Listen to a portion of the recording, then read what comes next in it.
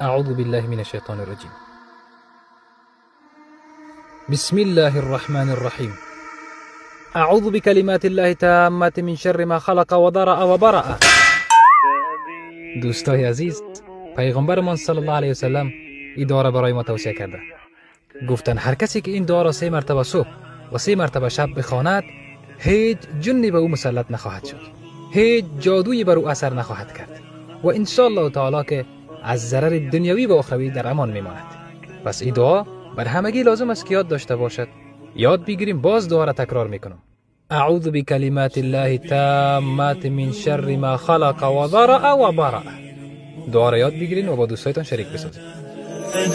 يا صاحي كي تستريح وبث الدعاء